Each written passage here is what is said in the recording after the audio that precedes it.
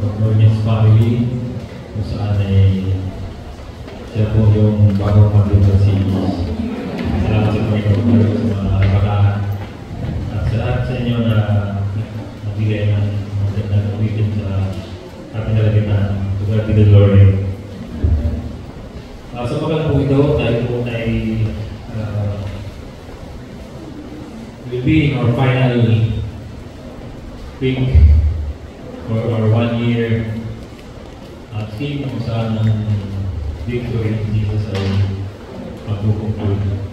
It is not an accidental moment na ito maging mensahe sa magiging ito. Saan ay sinamrena natin na taking food with your feet. Bago po pumasahin na nating theme sa mga ito, dahil na po kayong galing doon sa kwento ng mga kabataan na kung saan sila po ay mayayaman, sila po ay nagkaroon ng kakataon na bigyan sila ng mga biyaya na hindi nila sa kanilang mga buhay, sila po ay mayayaman and struggle.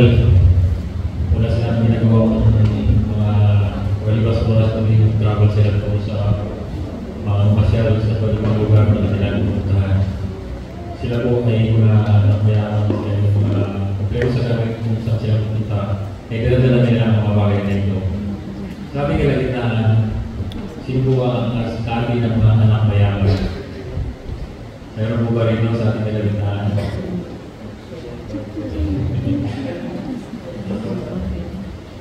Palagay ko, kayo lahat ay mayaman. Sino po ba yung anak ng Diyos? So, lahat tayo po ay mayaman. Amen. Sa ating kwento po, ang mga barkada na ito ay we are fan of traveling from one place to another kung saan sila po ay nagpunta sa iba't ibang panig ng mundo to explore the beautiful spots ng kanilang maglukuan nila sa kanilang bawat pupuntahan. At mga batang ito ay mayroong taglayan isa na kayabangan sa kanilang mga buhay kung saan once mag-travel sila ay talagang grabe yung ingay nila at na-enjoy nila ang mga bagay na ito. And one time, ang mga grupo na ito ay pumunta doon sa isang bubundukin na lugar sa mga cave na kung saan ay matataas na bundok for about 200 meters. At ang isang kabataan dito ay nagmamalaki sa kanyang mga kasamahan kung saan ay sabi niya ko nung makita na yung magandang bundok ng taas. Sabi niya kaya akong magating ang back ng bundok na ito nang wala na lang kahirap-hirap. And he started climbing the mountain kung saan ay nagmamadali siya sapagkat excited siya malaman kung ano yung makikita na doon sa bird's eye view sa bundok na ito. At nung siya po ay nasa kalagitnaan ng bundok, ay munti-munti na siya nawawalan ng lakas. Nahirapan na siya na maabot yung tuktok ng bundok. Kaya alam natin na ang bundok ay maraming mga bagay na roon doon, yung mga halaman na makati, mga cactus kung saan ay may mga tinik. At at the same time, may mga insekto na naging dahilan ng siya ay mahirapan doon para makatuloy sa doon sa pinakapik ng bundok na kanyang dapat magdating. At sigawan yung mga kasamahan niya doon na ang yabang-yabang mo, hindi naman pala kaya bakit ngayon talagang hindi ka napapatuloy. Gusto ka ng parang ito na bumaba, supaya hindi na niya parang wala na siya ng lakas para magpatuloy doon sa kanyang ginagawa sa kapit ng mundo. And sa ilang sandali ay may bumaksak na lifeline doon mula sa taas at nagulat lang siya na ang kanyang ama pala ay nauna pa roon sa kanya. Doon na siya para sa peak ng bundok na ito at nilaglag na yung video pang bigyan ng alalayan kaya na kung marating doon sa itaas ng bundok. At ang ang pangyayari, to make the story short, ang anak na ito ng mayaman ay nakarating doon sa peak ng mundo sa pamamagitan ng kindness na binigyan ng kanyang ama. The point is this, kailan naging anong oras ng batang ito ay naging hindi niya nakayanan ng mga bagay na sa kanyang buhay at kailan siya naging safe ng panahon na yun. Ipot mo kaya bago tayo tulad ko nagtatapos ang kwento kay sila, di ba?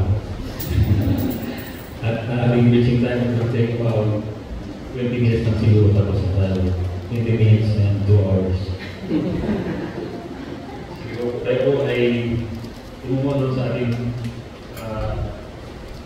text. Romans chapter 8, beginning verse 31. Sabi ko ito, may ugalahan ng pagkalaan sa salita ng Panginoon.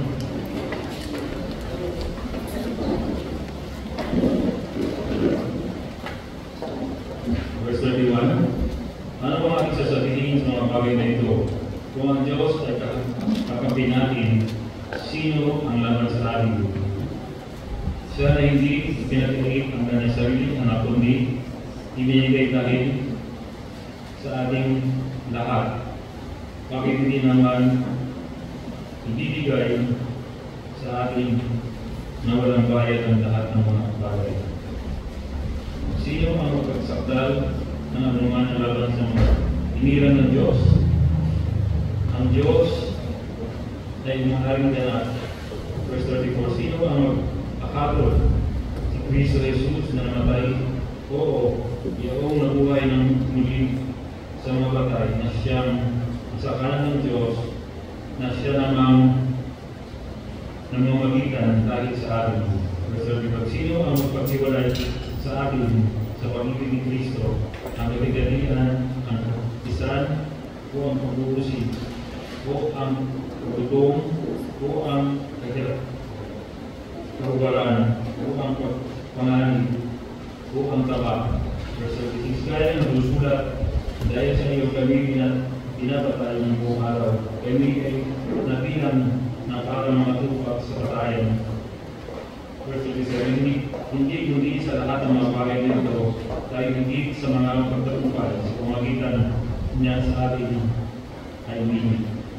And verse 37, pagkat ako'y naniniwalang tubos na kahit ang kamatayan man, kahit ang buhay, kahit ang mga ridel, kahit ang mga panguluhan, kahit ang mga bagay na sa lukuyan, kahit sa mga bagay na darating, kahit sa mga kapangyarihan, in verse 10, kahit ang kataasan, kahit ang kababaan, kahit ang alinang nilalang, ay hindi mapagpilulay sa atin sa pag-ibig ng Diyos na nasa kay Cristo Jesus na Panginoon natin. Thank you naman ang Father who art in heaven, presenting the Lord sa mga ito na binigyan mo kami ang iyong mga banal na salita. Ang mga Diyos ay diyan ito ng buhay. Puso ng bata sa amin kung magamit ng Panginoon sa mga araw-araw na namin umuhay sa mundo ito. Salamat po Diyos sa iyong pag-ibig na patuloy niya nabili sa mga buhay kaya kami ng kapangyarihan na maunawaan natin ang banal na salita. Kaya po Diyos ang iyong banal na spirito ang siyang magbibigay sa amin ingat at magbibigay sa amin ng kapangyarihan na naman namin ito Panginoon ng buong puso. Pinagkitiwalaan sa lahat ng bagay. Pinabuhay ang salamatan sa Panginoon Jesus. Amen.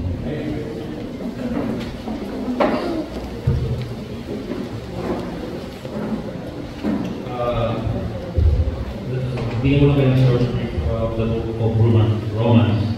The book of Romans was being written by Paul.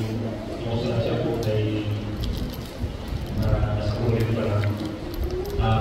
Very excited siya na magbigay ng mensahe sa kanya na nasukutan doon. Pero ang mga pagkakas ito ay nagkaroon ng hanggang bago siya pumunta doon sa Jerusalem ay para ibigay yung mga tulong sa mga churches na ito na tulong ng Diyos. Ang usahan si Paul ay inuli at naging prisoner siya po sa Roma mga panahon na rin. Pero hindi po ito naging handa po kung i-preach ang gospel. At nung siya po ay bago makarating doon sa Rome si Teddy, ay siya lang po nagbigay ng tulong po para sindihan po sa mga taga-Roma. At the book of Romans says about God's sinasabi ko ng book of Romans kung sino ang ating Diyos, anong ginawa niya sa ating sinasabi rin niya kung ano si Kristo ay namatay, ano ang nakumplis ang namatay ng ating Panginoon si Kristo. At ito rin nagsasabi na sa ating sino tayo kung wala si Kristo sa ating mga buhay at kung ano rin tayo kung si Kristo ay sa ating buhay.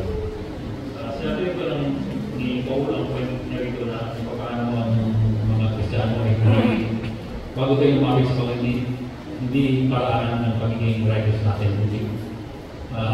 Christ already died for our sins nung kasimulan ko lang kaya ang mahalaga doon ay tanggapin natin ang ating Panginoon Kristo ng bubuso sa ating buhay at kaya natin Panginoon at sa ating ng tagapagligtas.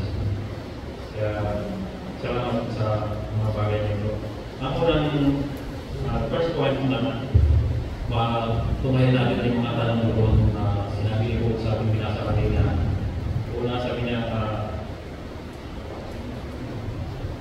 sa ating mga adversaries, what shall we then say to these things? Ano ba yung mga sasabi natin sa mga bagay na ito na mga pagkaya? God be for us, who can be against us? Sabi na ng mga komentary na bakit sinabi dito na if God is for us, who can be against us? Ang supposed to be na sabihin na daw doon ay since God is with us. Ang Diyos ay nasa atin na kaya hindi walang mapaglaban sa sino man sa atin. But ang mga bagay na ito ay bigyan ng ay malagang ni Paul sa kanyang sa kanyang sulat ko sa Romans, mga taga-Roma, kung saan ang Panginoon Kristo ay ang kanyang purpose sa kanyang kamatayan ay para magkaroon po tayo ng katagumpayan sa ating mga buhay kung nagkakaroon po tayo maranasan ng mga troubles in life ay magiging victorious tayo sa pamamagitan ng kanyang ginawa sa ating mga buhay. The word as, sabi ko ron na if God is for us, who can be against us? Ang word na as ay hindi ko nangangulugan na para sa lahat ko ng tao ang salita ko na if God is for us, who can be against us? Kasi marami nag-claim na God is for us, who can be against us. Not all people who proclaim that God is for them ay yun na kundi yung mga tao lamang na nagsuko ng kanilang mga buhay sa ating Panginoon Kristo, na nagtanggap sa ating Panginoon Kristo bilang Panginoon sa sariling tagapagligtas na makapagsabi lamang na if God is for us, who can be against us?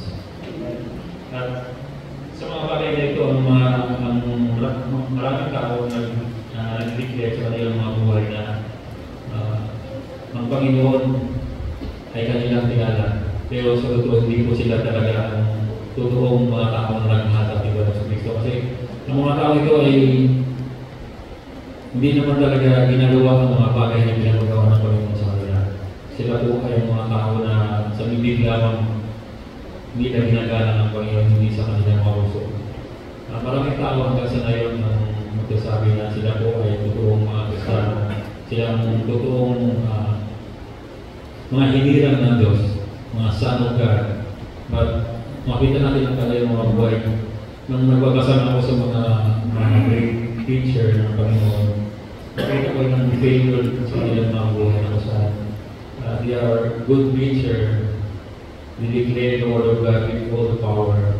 Pero it is only their power, not the power of God. Kasi ang kanilang mga buhay ay kung ating saliksikin, hindi naman talaga sila totoo. Minsan na sinabi ko si Charles Spurgeon. Charles Spurgeon is one of the great British, isa mong British na preacher, fundamental Baptist.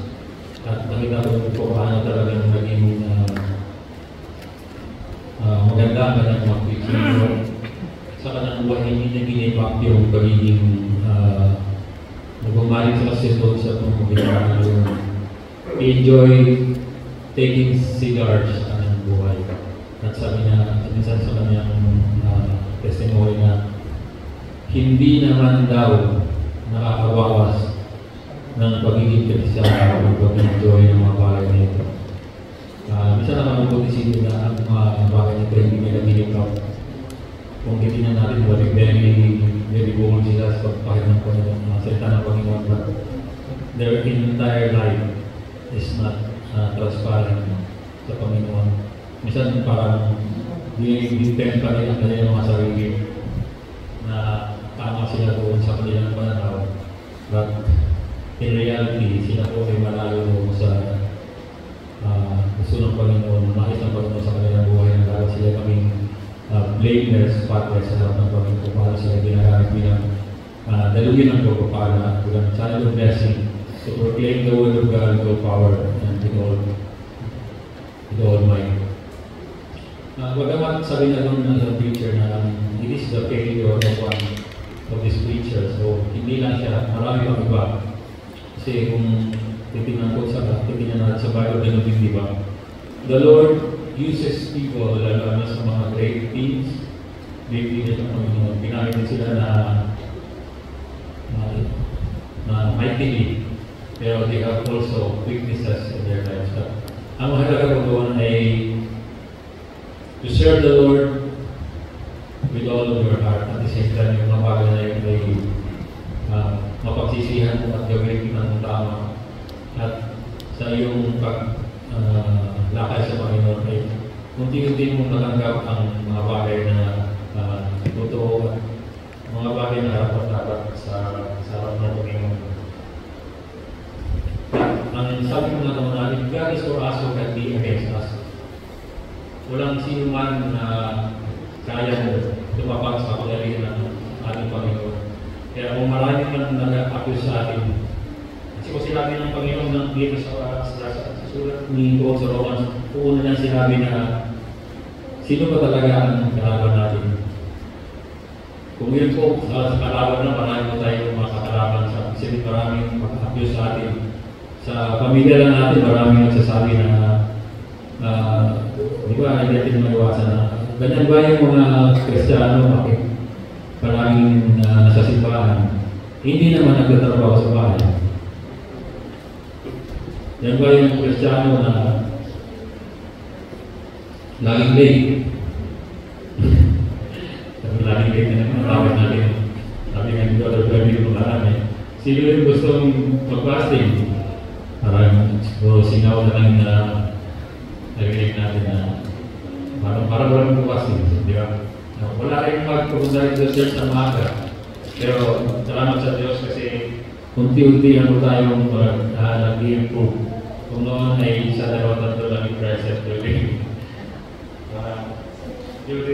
meeting or during sa Sunday school, talagang na yung marami na. Amen? Kasi hindi tayo pinipigilan ng ating accuser, si Satan. Ganyan ba yung mga Kristiyano? Tinuwigan ng mga Kristiyano, pero hindi naman ginagawa ang mga bagay na pinapagawa ng Panginoon. Alam mo yung devil ay hindi talaga tumitigil. Sabi nga ko na the devil is the slanderer, not accuser sa ating mga buhay. Kasi minsan, sabi nga doon ay isang joke ng isang pastor na kung noon ay chismosa, ngayon ay marites na lang daw. At least medyo lang ano daw. Pero ang chismis ay ito pa hindi maganda sa pagkita ko. Sige ang buhay ng ating mga bitbahay, ang ating mga buhay na hindi naman totoo. Kaya ang devil na siya ang slanderer at accuser, kaya doon sa Greek ang kanyang pangalan ay Diabolos na kusa. Siya po ay nag-accuse talaga sa hindi sa tumitigil Sabi nga nag-pastoral, nag-doctorate ang David dito sa mundo. At at the same time, dito rin siya nag-thesis at na-depend yung mga bagay na ito. Kung sa totoo lang, sabi nga ng iba, totoo lang ang David, ina-accuse tayo minsan kadalasan ito ay totoo. Diba? But the Lord is our great attorney. Siya yung pinakamataas na hukom. Na kahit anong sabihin ng David na kung bakit ito ay hindi consistent dito sa kanyang buhay bilang Kristiyano. Hindi siya talaga araw-araw ay perfect na siya. We are far from perfect. We are far from being sinless sa mundo ito. Sabi nga ng Job doon ng isang pastor, ng isang di ba naman panahon, wala namang sa atin, wala namang hospital halos kung pag pinapanganak. Usually, mga kumadro na lang, di ba? Ngayon na uso yung mga cesarean kasi kung anak ko cesarean.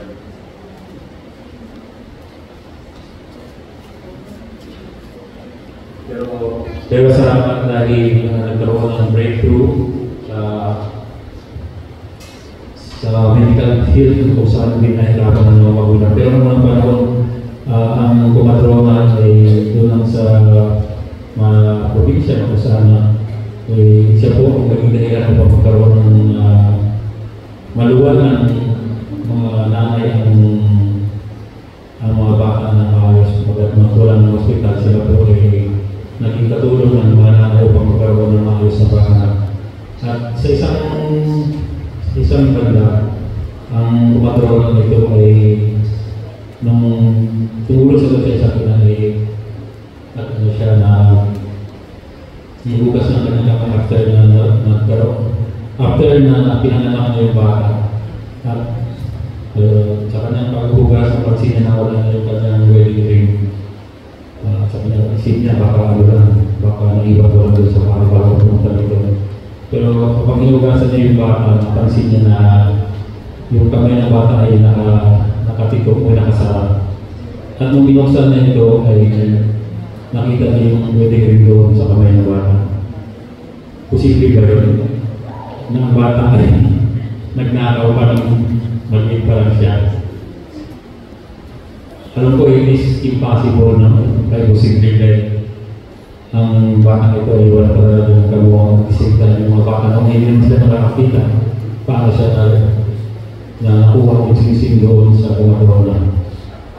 Ito po ay totoo na wala naman na pangyayari ganito. It's just kwento o joke lamang.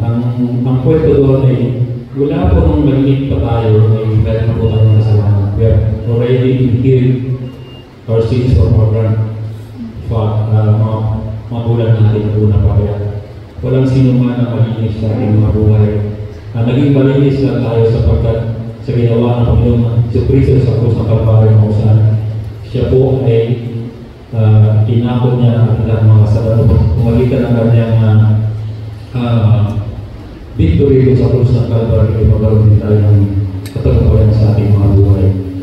So, kaya laging provisional daw ang Panginoon na kailangan natin humingihan kapatawaran sa ating Panginoon. We have to ask forgiveness for our sins, pagsisihan ang kasalanan at pagpapin natin siya na gawin sa ligtas. At the same time, sa araw-araw ng ating buhay ay lagi tayong humingi ng kapatawaran sa ating Panginoon. Kung sabi nga ng isang Christian family, 80 years old na siya, pero ang kasalanan niya daw ay lang. Isang beses lang daw sa isang araw. Pero bilangin natin, isang beses sa araw, this is only 365 days sa isang taon. Ay for 80 years, ilang kasalanan ngayon. Marami, di ba? Pero ang sabi ng Panginoon, kung tayo po ay magtitig sa ating mga kasalanan, humingi ng kapatawaran sa ating Panginoon, gano'n ang karami ng ating kasalanan, tayo ay patatawaran ng Panginoon sapagkat ang kanyang pag-ibig walang kapatid. The steadfast of the Lord never ceases. Kaya lagi tayo pong lumapit sa Panginoon kung tayo po ay magkakala.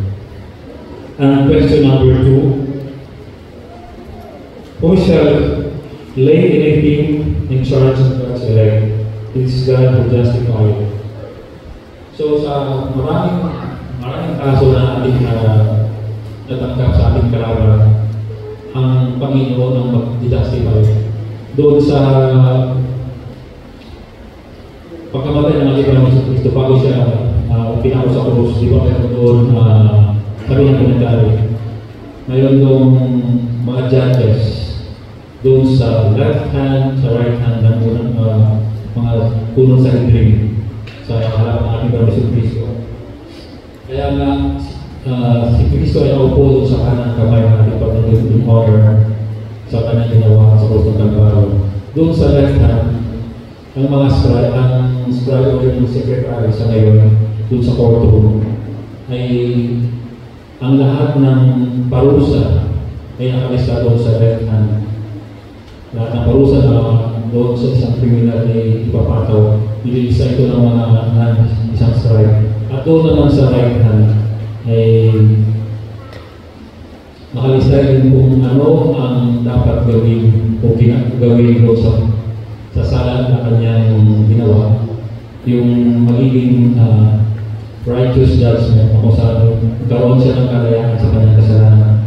Bilang ating Panginoon Kristo sa mga naupo sa kanang babae ng ating Diyos, siya rin po ang magbibigay sa ating ng applical sa mga bagay ng ating nagawa ng kasalanan. Kaya ang Panginoon Kristo ay He sit at the right hand of God para ipaglaban ang kaso, ipalalo ito to win the victory over our crime.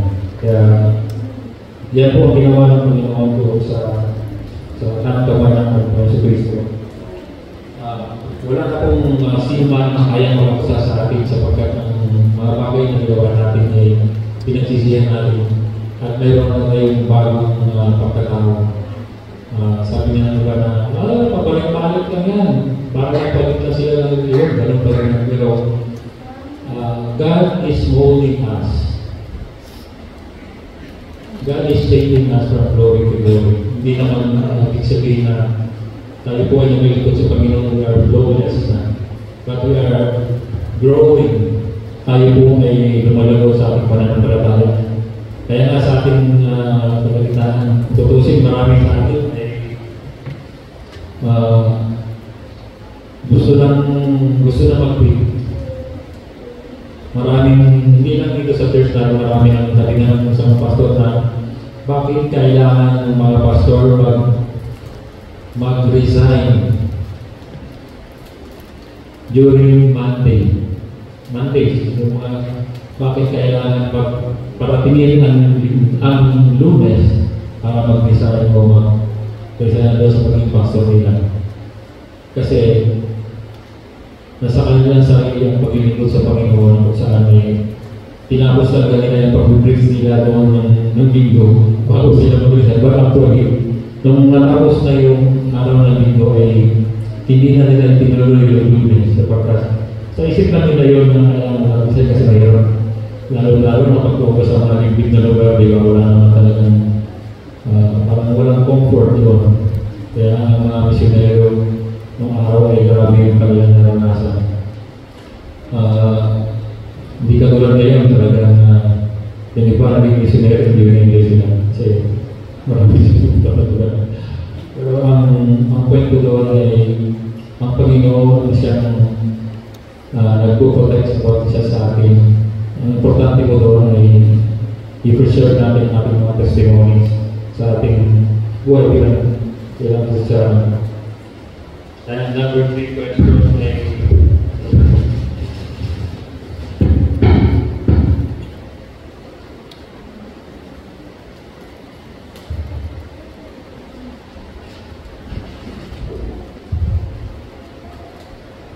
sa maraming pakiusap sa atin ng Diablo, lahat ba ng mga bagay na ina-accuse sa atin ay acquitted? Sabi ko dito na lahat ng mga bagay na ating nakumit bilang bride ay ang kwit lamang ito kung tayo po ay magbigay ng tamang surrender sa ating Panginoon, magsisi sa ating mga ginawang kasalanan. Hindi maapoy ito, hindi mawawalan sana ang isang criminal kung hindi niya kami na mga pangyayon, lalo na sa ating mga buhay bilang mga Kristiyano. Dapat maging totoo tayo sa ating mga buhay, gawin natin yung totoong pagsisisi. Sapagkat kung nagsisisi tayo na hindi naman talaga totoo, hindi po tayo maapoy. Sapagkat alam ng Diyos ang mga nangyayari sa ating mga buhay. He knows everything. Wala pong maglilihim ang buhay natin sa ating Panginoon. Nakikita na lahat ng mga bagay. Kaya nasa lahat ng mga pangyayari ito sa atin doon sa binasa natin, nilista na doon lahat ng mga bagay kung ano ba ang mga bagay na makataglang para maging victorious ang isang Christian. Sa masa natin doon, makita natin yung lahat ng kapangyarihan, principalities, all powers, tagutong, kahupatan, tribulation. Wala pong mga bagay na gano'n upang makadlangan ng ating lingkod at maging tagumpay tayo sa ating Panginoon. Tayo na ay higit pa sa mapagtagumpay sapagkat ang ginawa ng Panginoon si Kristo ay kompleto na sa ating mga buhay. Ang marami sa atin, pag nakaranas ng kunting problema, pag sabi na parang it is already time to quit kasi malaking problema. Pero kung totoo po yan, hindi po nagtatapos ang buhay ng Kristiyano doon. Kung totoo ang Kristiyano, you have to continue sa sarili kong testimony ng araw. Yung nalintay mga anak ko, talagang parang hirap na hirap ako na siyempre maliit na naman, yung matagal ako ng sweldo namin nung doon ako sa pinaka-lowest na sahod. Sabi ko nga ay parang laging kulang yung mga blessing kasi hindi mo kasi na-appreciate kung paano ang Diyos ay nagbigay sa iyo ng trabaho. Hindi mo na-realize na napakapalad mo na binigyan ka ng trabaho, na ang importante doon, mag-divide mo yung mga finances mo, ma-manage mo ng maayos upang magkaroon ng maayos na pagkasos nito. At one time sa kalaunan, pag-graduate ng elementary, high school, college, at pagdating ng college, sa kalagitaan ka din ng pag-aaral at dumating sa point na nung nagtrabaho ako, bigla ako magkasakit. Diba parang nahirap magpatuloy doon na yung nagilog ka sa Panginoon ng matapat para magkaroon ka ng masaganang buhay. Pero one time, binigyan ka ng pagsubok na kung saan para tumigil ang mundo kasi wala ka ng trabaho. Yung mga anak mo na-question na sa'yo, paano nila pag-aaral nila kasi wala ka ng trabaho. But these things is being used by God para tayo po ay hindi magtiwala sa ating mga sarili, kundi tayo po ay magtiwala sa Panginoon kung saan siya hindi nagmumulan lahat ng magandang bagay. Kaya bilang testimony sa inyo, talagang grabe yung nangyari sa mga panahon ngayon na walang po ng trabaho ng kasakit. Pero hanggang sa ngayon, nakapagtapos yung mga anak ko, binigyan kami ng maayos na buhay. Naging matagumpay kami sapagkat hindi sa aking sarili, sapagkat ang Diyos na nagbigay sa atin ang kanyang sariling buhay. Wala pong bagay na ipapalit na para sa mabubuti ng kanyang mga anak. Kaya praise God. Sa panahon ngayon, sa bawat sa atin, parang ang mga hadlang na parang mahirap. Tutusin, wala naman talaga nakahanga sa atin ng great tribulation. Di ba? Binamatin na nasa ng gera. Katulad ng panahon na kumakain ka, biglang nila bumabag sa kagupa sa harap mo. Kung makita mo yun sa news, yung sa Israel, grabe yung hindi naman isang bala na bumabag sa kanila, bomba. At ilang daan ang namamatay sa pagbagsak ng bomba. Hindi na naranasan yung mga bagay na ito. Yung kagutom, katulad sa Africa, kung saan wala silang kumakain. Hindi naman natin naranasan yun kahit nagkaroon ng lockdown. Makain pa rin ka ng 3 times, di ba? Pero sabi dito, walang makahadlang sa mga bagay na ito sa ating pananampalataya ng mga Kristiyano sapagkat ang provision ng Panginoon ay hindi nauubos. ang kanyang pag-ibig ay hindi nagbabago. So we just continue to savor sa mga pagpapala natin at nasa sa aming Panginoon. Tayo po ay sinabi na tayo po higit pa sa pagtagumpay kung paano natin Panginoon si Kristo ay nagtagumpay doon sa krus ng Kalbaryo. Ang tagumpay ng ating Panginoon ay hindi lang ang tagumpay ng unang panahon. Isipin na ilang century, ilang siglo na nakaraan, ilang libong taon na nakaraan. But the victory that has been won by Christ ay naranasan natin bilang mga Kristiyano at bilang kanyang mga anak.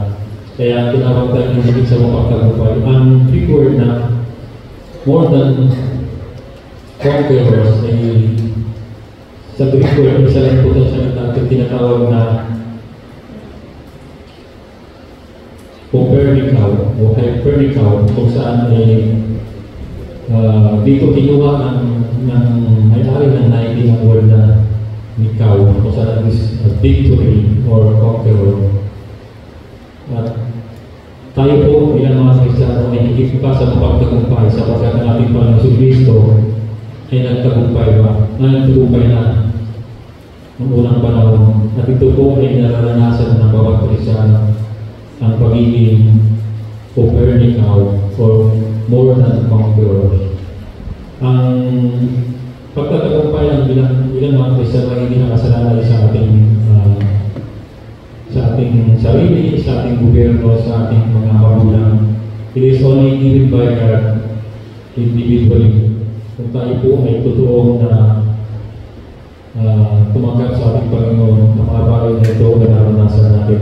We are more than conquerors sapagkat ang tagumpay ay binigay ng Panginoon si Kristo doon sa krus ng Kalbaryo. And lastly, sabi ko sa iyo, 20 minutes lang. Sabi ko doon na no one can separate us from the Word of God. Walang makapag-iwalay sa atin sa pag-ibig ng Panginoon sapagkat ang kanyang pag-ibig ay napakapangyarihan. Sa ating buhay bilang mga anak ng Diyos ay minsan sa ating mga anak, hindi man lang dito magulang pero maranasan ng mga magulang na anuman ang hirap bilang magulang ay ipinaparanas niya pa rin sa kanyang mga anak kung paano sila magmahal. Yung sakripisyo na dapat nilang gawin ay binigay nila upang magkaroon ng magandang buhay ng kanyang mga anak. Kaya napakapala ng mga bata ng kanilang magulang na nagsakripisyo sa kanilang mga buhay upang magkaroon ng tagumpay, magkaroon ng success sa kanilang anak, magpag-aral ng maayos. Ito po ay bunga ng ating pananampalataya sa ating Panginoon Kristo kung saan siya ang una na bigay ng tagumpay para tayong lahat ay higit pa sa mapagtagumpay. And lastly, yung buhay na ginawa ng Panginoon Kristo sa krus ng Kalbaryo, ito po ay insiparo. Kung sa mundo na ating ginagalawan ay kayang isipare ng mga tatalino, mga scientists. Diba nagkaroon ng tinatawag na ang matter is composed of atoms, mga particles. Napag-isipan nila na ihiwalay ang atom. Kaya nagkaroon ng nuclear energy to splitting of an atom to release the energy na kung saan ang energy walang kakakusan. Once na break ang atom, it will multiply and multiply. Kaya nga grabe ang init na dinudulog ng nuclear. Karoon ng chemical reactions mo pagkitan mga uranium and plutonium. And ito po isang bagay na natutunan ng great minds. Pero ginamit nila ito sa hindi magandang parang ginawa nila itong armas para magkaroon ng mass mga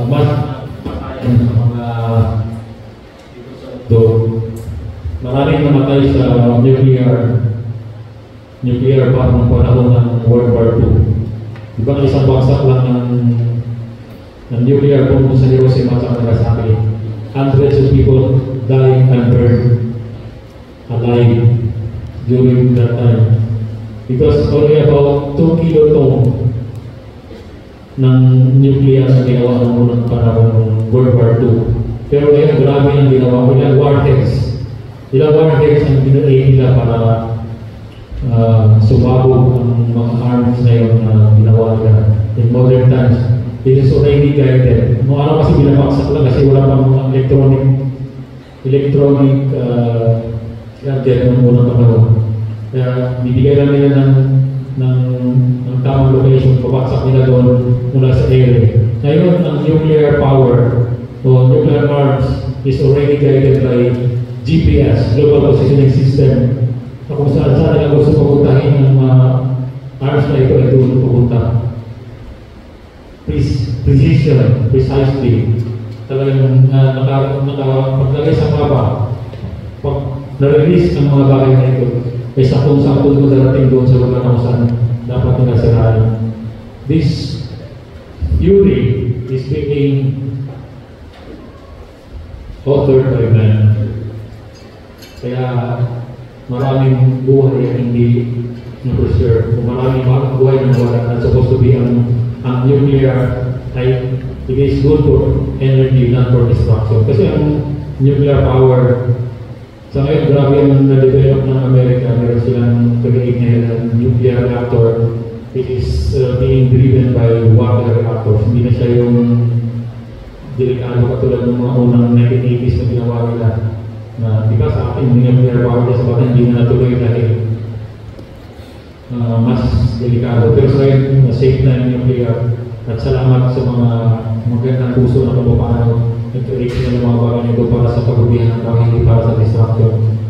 Although na maraming pag-uusap sa buong mundo nagkaroon ng asosasyon ng mga nuclear producing countries na dapat supposed to be developed, produce already the nuclear arms. Ito nilang sinisira ng mga nuclear arms. Pero marami pa rin country na gusto magkaroon nito. Not for nuclear energy, but for nuclear arms para ma-destroy nila talaga mga enemy. Sa presently, ang Israel ay nagkaroon ng kasunduan sa ang Amerika na initiate ito na dapat supposed to be ang gera doon sa Middle East sa Hamas ay magkaroon ng ceasefire, magkaroon ng lasting peace na wala na dapat hilingin ng bawat panig, kundi dapat i-release na yung mga actives, i-release na yung dapat i-release at mahuhay na siya ng tagumpay. Kaya sabi salamat sa prayer ng bawat isa na kung saan parang wala katapusan nila sa Israel, wala mo naman ng but the Lord is making a way kung saan magamit siya ng kanyang mga anak para magkaroon ng kapayapaan. Hindi natin alam kung anong susunod na mga pangyari sa pagkakatukoy ng process.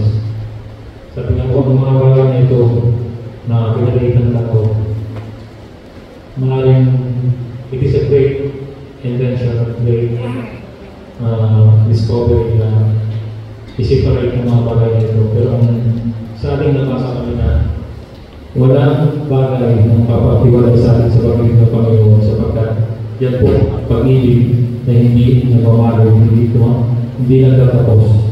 Ito po ay sabi nga sa kanya, they are proving and great their faithfulness.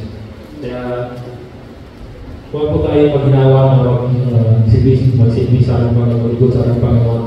Ang mga bagay natin maranasan, siya nagsasabi na we are more than conquerors through Christ Jesus. Kaya kung sa ating gagawin meron po tayong naranasan o meron tayong mga bagay na hindi natin manawa ng mga buhay ng problema. Ang pangako ng Panginoon, no one can separate us from the love of God. No one can ever condemn us. Walang sino man ang mag-condemn sa atin. Kundi ang ating Panginoon sa Kristo, ang siyang ating great defender sa mga bagay na ito. He will release, kung ang nuclear will release an unlimited source of energy ang Panginoon ay mag-release na siya ng kanyang blessing, pagmamahal sa atin na sobra pa doon sa nuclear na sinasabi nila. This is the unfailing love of God, the unending love of God. Maranasan natin kung tayo po patuloy maggawa sa Panginoon, magsisi sa ating mga kasalanan at tanggapin siya bilang Panginoon ng Lord Diyos. Tayo po ay manalangin. Our Father, who art in heaven, we present the Lord sa mga ito na nilagay mo sa amin ng salita. Salamat po Diyos sa iyong ginawa sa Diyos sa Kalbaryo, kung saan kami ay naging higit pa sa pagkakatay. Pagkakapayan mo ang you have won over death and hell, talaga yung victory sa ating mga buhay. Lord, sa ating gagawin na nakakalasan na aking kapatid, sila na po ay problema personally, sa pamilya, sa hanap buhay. Ang dalawa niya rin ito sa ipapabigay sa kanila ng kapayapaan at inuwa sa kanyang mga buhay. Nawa ang aming pagtitiwala sa iyo ay magagawang ng reward Panginoon sa pagdating pangako sa iyong mga buhay. That will strengthen us because you have bring the victory sa iyong mga buhay. Salamat po Diyos sa ginawa mo sa Kalbaryo, sa iyong paglingap sa amin sa araw-araw. Kaya po Diyos, kami ay patuloy na magtiwala sa iyo, patuloy na mahalin ka in whatever situation that we are facing right now. Salamat po Diyos sa buhay ng mga kapatid na narito, na bagamat maraming bagay na nagkaroon sa kanila, sabagat piliin nila Panginoon na kung talagang ito pang pagkinulan ka, sabahin ka sa Espiritu at Pagkakataon. Salamat po Diyos sa kayaan ng aming paglingkod at pagsama sa ipang pangalan. Lord, bless your people, this congregation. Nawa Diyos makita nila kasi may patuloy magtiwala sa ipang pangalan. Pinupuri na ito sa lahat at sa lahat po sa kapatid sa mga Jesus.